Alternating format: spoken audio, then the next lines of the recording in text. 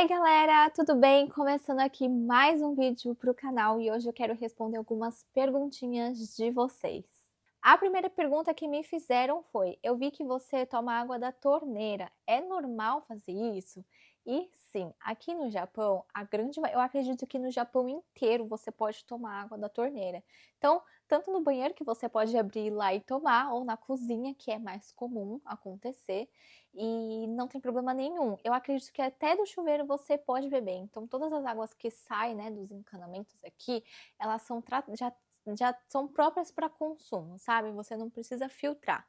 Porém, tem gente que não gosta, então muitas pessoas acabam comprando galão de água, né? Compra garrafa de água no mercado, mas também tem gente que toma assim direto. Por exemplo, o meu avô, ele toma água da torneira direto, ele não usa filtro e nem nada do tipo. Então, ele já está acostumado. E pelo que eu já ouvi falar, aqui onde a gente mora, que é na cidade de Fuji, a água que vem, né, vem lá do Monte Fuji. Então, tipo, acho que da neve, não sei, alguma coisa assim, eu não lembro direito o que que era. Mas a água vem direto de lá, então a água que a gente toma, ela não tem um sabor assim, ela é bem neutra, sabe? Eu já tive a experiência de tomar a água do filtro, né, direto da torneira, e eu não senti nenhuma diferença. Mas aqui em casa a gente usa filtro. Antes, na nossa casa antiga, a gente teve que comprar um filtro para adaptar, então a gente acoplava ali na torneira mesmo, e aí a água passava por lá, filtrava e a gente bebia. Mas aqui nessa casa é um pouco diferente. Tem um filtro que a gente compra pela internet, que é como se fosse um tubinho, aí a gente tem que colocar dentro da torneira. Então a gente rosqueia a parte da torneira, coloca esse filtro lá dentro, coloca de novo, né, a parte ali onde rosqueia, e aí ela sai água filtrada e dura cerca aí de uns 5, 6 meses mais ou menos. Então, você pode tomar água da torneira caso você queira vir pra cá e, né, fica com vontade de beber água e não tem onde tomar. Beber água da torneira é super tranquilo, é seguro, mas aqui eu uso ainda o filtro um filtro mesmo, porque eu não confio 100%, então eu prefiro tomar do filtro. Mas é isso. A próxima pergunta é: vocês têm vontade de morar em Tóquio? E sim e não. A gente tem vontade de morar em cidade maior do que a gente mora, mas não Tóquio. Por quê? Tóquio, se vocês não sabem, mas o metro quadrado de lá é o mais caro do mundo inteiro. Então é muito caro morar em Tóquio. E para vocês terem uma noção, esse apartamento aqui onde a gente mora, se a gente tivesse que alugar um apartamento desse tamanho aqui lá em Tóquio, seria muito mais caro, o dobro do preço, né? Então fica inviável assim. E não só por isso, mas é porque Tóquio, como é uma cidade muito grande, muito movimentada e é tudo muito, tem muitos prédios, mas são prédios pequenos, não tem, muitos dos lugares não tem estacionamento para onde você deixar o carro. Então, apartamentos que você não pode ter carro, né? Não tem como você ter carro. E, claro, tem lugares que sim, mas você precisa ter uma condição muito, muito, muito boa. Então, morar no Japão já é um pouco, né? O custo de vida aqui já é muito caro. E imagina morar em Tóquio, então, é caríssimo. E lá para você se movimentar, né, para você ir de um lugar para o outro, você acaba pagando pedágio, isso, aquilo, então acho que fica muito caro. E lá é uma cidade muito movimentada, muito. Então, assim, tem os apartamentos e ali já tem uma avenida que é super movimentada, então deve ser muito barulhento lá também. Então, assim, a gente não tem vontade de morar exatamente em Tóquio, mas a gente tem vontade, por exemplo, de morar um pouquinho mais afastado, né, que fica perto de Tóquio, por exemplo, Yokohama, Kanagawa, que são cidades maiores do que onde a gente está, né? São cidades grandes, mas não é tanto quanto Tóquio, não é tão muvuca assim quanto Tóquio, né? E os preços também não é tão alto assim, sabe? Então a gente tem vontade de morar em cidade grande, mas não em Tóquio. Faz tempo que vocês não vêm para o Brasil. De onde que vocês eram daqui? Bom, faz tempo mesmo, faz 3 anos, porque faz 3 anos que a gente se mudou aqui para o Japão. E a gente morava em São Paulo, tanto eu quanto o Matheus, que é o meu marido, ele também morava em São Paulo. E a gente morava muito perto um dos outros. Quando a gente começou o nosso relacionamento, a gente não morava tão perto assim. Eram bairros bem distantes, mas era da mesma zona. A gente era da zona norte de São Paulo. E depois, em 2021, não, em 2021, isso, em 2021, a gente se mudou. Tanto ele, não, ele se mudou. Nossa, gente, eu já nem lembro direito. Calma. Ele se mudou no final de 2020 e eu comecei a não, perdão, gente, tô me confundindo toda. Ele se mudou no final de 2020 e eu me mudei no começo de 2021.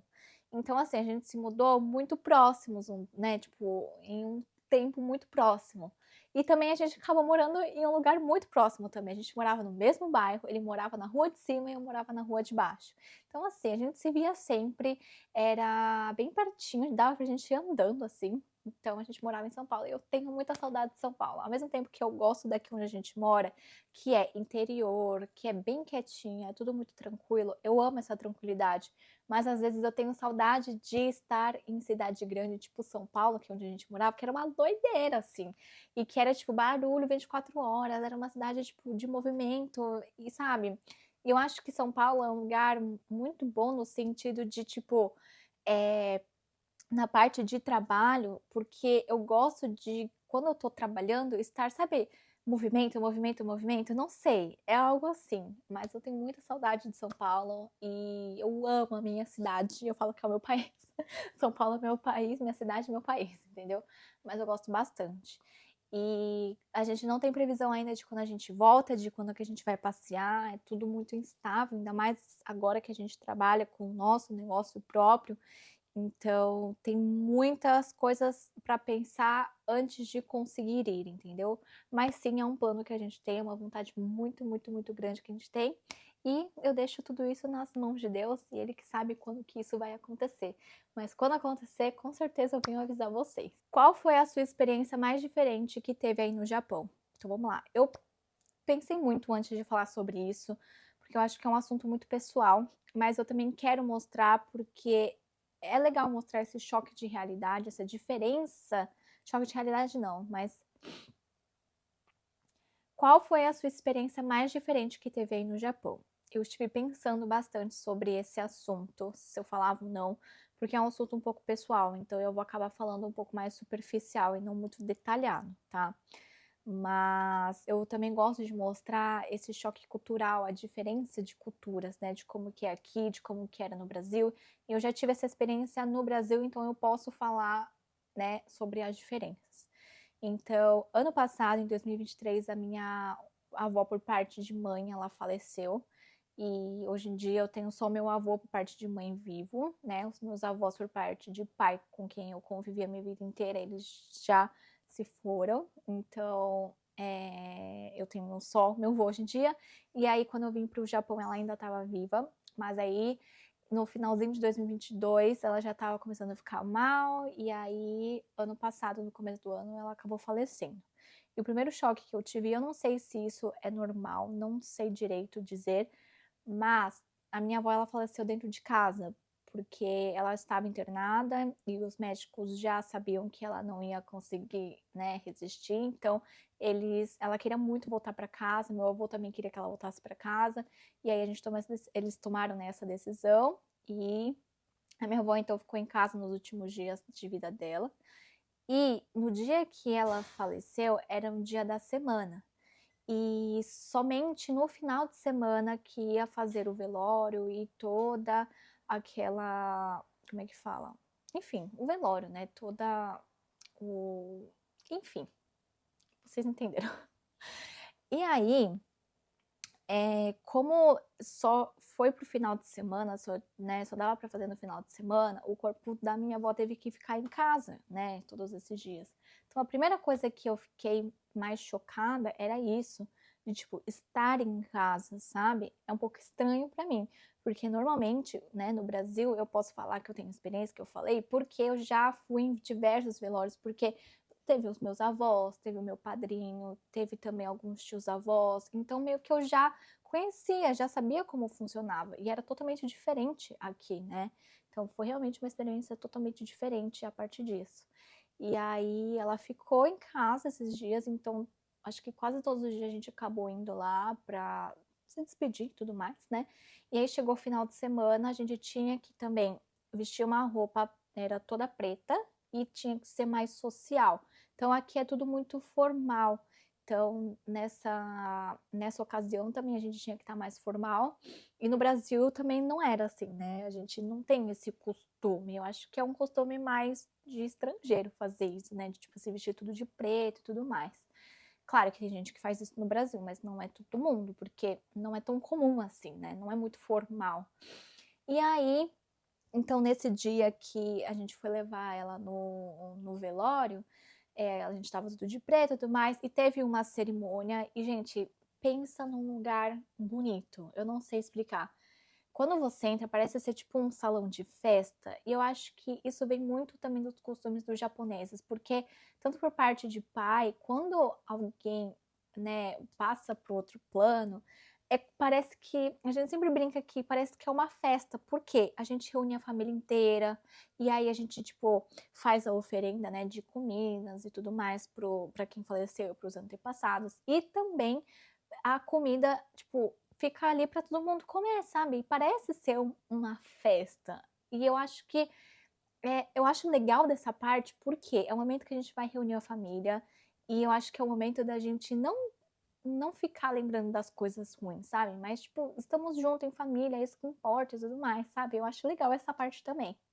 Então, acabou que a gente fez uma cerimônia, era um lugar muito bonito, eu não sei explicar para vocês, mas era um lugar bem bonito, e aí fica ali, né? Então a gente vai colocando as florzinhas também, que nem no Brasil, vai ajeitando. E aí a gente foi para um outro lugar, que é o lugar onde é o crematório, né? Então a gente teve essa opção de cremar. E nesse crematório, eu acho que aí foi um lugar assim que eu não vou falar trauma porque não foi um trauma, mas foi uma experiência totalmente diferente. Que foi aqui no Japão, eu não sei se vocês sabem, porque eu também não sabia disso, só fui saber no dia que aconteceu, que quando a gente escolhe, né, cremar a pessoa, o, os ossos, eles não viram totalmente pó. Então tem algumas partes, sabe? Tipo, do osso, assim, que a gente consegue ver bonitinho, né? E aí, nessa hora, olha, gente, eu não sei nem se eu deveria estar falando isso, mas é o que o meu coração manda, porque eu quero mostrar para vocês, sabe? Essa outra parte. Mas fica ali, né? Então a pessoa, o responsável, ele coloca numa mesa assim os ossos da pessoa e aí tem que ser, tipo, você tem que escolher uma dupla. Então eu estava com meu marido, então a gente foi junto e eles dão, sabe, hashi ou hashi, que é aquele os palitinhos, né, que as pessoas falam, palitinho que é para comer, tipo sushi e tudo mais. Era um daqueles só que era bem grande assim. Então ficar um para cada. E aí, o que a gente tem que fazer? Tem ali o potinho, né, onde a gente coloca as cinzas. E aí, tipo, as duas pessoas têm que pegar o mesmo osso e colocar esse osso nesse potinho. Então a gente teve que pegar os dois juntos, o mesmo osso e colocar ali. E eu não sei se vocês sabem, mas tem essa superstição, acho que é isso que fala, né? Mas aqui no Japão, minha mãe sempre falou isso, né? Então, quando a gente for comer alguma coisa de hashi, nunca compartilhar o mesmo alimento com outra pessoa. Então, por exemplo, você não pode pegar o mesmo alimento e a outra pessoa também pegar esse alimento, entendeu? Então, vocês pegarem o mesmo junto, o mesmo alimento com o seu hashi. Porque eu só fui descobrir isso depois que a gente passou por esse momento, sabe? Porque até então eu não sabia, minha mãe falava, mas ela não explicava direito por quê. Eu só fui descobrir que era por causa disso. Então, acho que essa foi a experiência mais doida que eu tive aqui. Porque, primeiro, a gente vê ali, né, tipo, os ossos da pessoa mesmo, e dá pra ver o formato, dá pra gente ver, tipo, algumas partes, assim, que não foram totalmente queimadas, sabe? E eu fiquei assim, ó, de verdade, a hora que a gente foi pegar, eu tava tremendo, que eu tava, não sabia, sabe? Não sei, é um sentimento muito estranho que a gente tem, sabe?